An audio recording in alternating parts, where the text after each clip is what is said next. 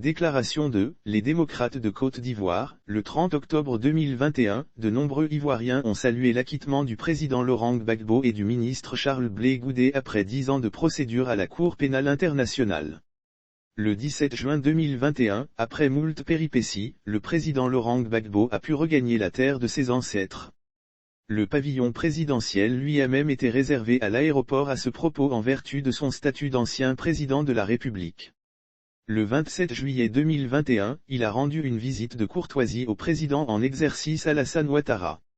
L'état d'esprit affiché ce jour-là par ces deux hautes personnalités a été salué par toute la classe politique.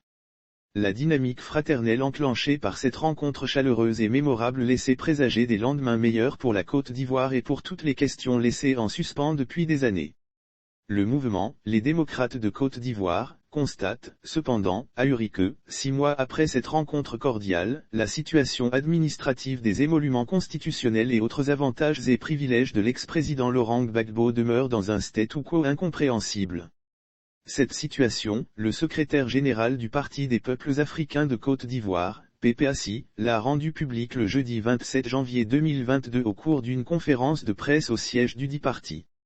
Le mouvement, les démocrates de Côte d'Ivoire, trouve déplorable que la Côte d'Ivoire ne puisse pas respecter les textes législatifs dont elle s'est librement, sans contrainte, dotée. Le mouvement, les démocrates de Côte d'Ivoire, souhaite que la Côte d'Ivoire se montre digne des attentes démocratiques exprimées par lesdits textes législatifs. Le mouvement, les démocrates de Côte d'Ivoire, trouve cette situation administrative totalement inédite humiliante pour la Côte d'Ivoire, pour l'honneur de l'ancien président Laurent Gbagbo et pour le symbole institutionnel qu'il incarne. Le mouvement, les démocrates de Côte d'Ivoire, demande que droit soit fait au droit légitime de l'ancien président Laurent Gbagbo. Le mouvement, les démocrates de Côte d'Ivoire, ne réclame aucunement la bienveillance, la charité, encore moins la condescendance envers l'ancien président Laurent Gbagbo. Le mouvement, les démocrates de Côte d'Ivoire, réclame juste le respect des textes législatifs de la République de Côte d'Ivoire.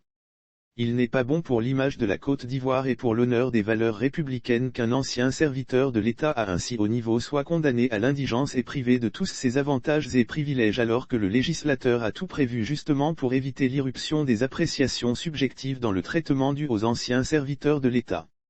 Le mouvement, les démocrates de Côte d'Ivoire, demande aux services compétents de l'État de Côte d'Ivoire de faire diligence pour traduire en actes concrets la jouissance pleine et entière de ses droits constitutionnels par l'ancien président Laurent Gbagbo si tant est que la loi de la République est au-dessus des considérations partisanes et autres calculs politiciens malsains. Le mouvement, les démocrates de Côte d'Ivoire, réitère encore une fois son attachement à la paix et son appel pour un retour sécurisé en Côte d'Ivoire de l'ancien président de l'Assemblée nationale Soro Guillaume et du ministre Charles Blé Goudé pour que cesse la belligérance mouchetée et s'enclenche une véritable réconciliation nationale.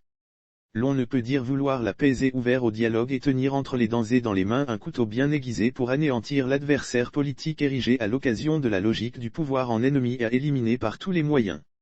Le mouvement, les démocrates de Côte d'Ivoire, appelle à la fin de toutes les tracasseries et de toutes les embûches et entraves à l'obtention de son visa par le ministre Charles Blé Goudé et à la jouissance pleine et entière de ses avantages et autres privilèges d'ancien président de la République par le président Laurent Gbagbo.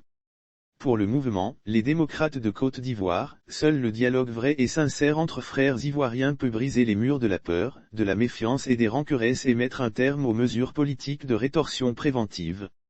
Désarmons nos haines et aimons-nous par-dessus les clivages politiques et travaillons à fondre les peuples et les ethnies en une seule famille, enfin heureuse et laissons les revanchards à leur logique manichéenne pour construire ensemble une Côte d'Ivoire unie, solidaire, fraternelle et plus forte que jamais. Fait à Abidjan, le 27 janvier 2022.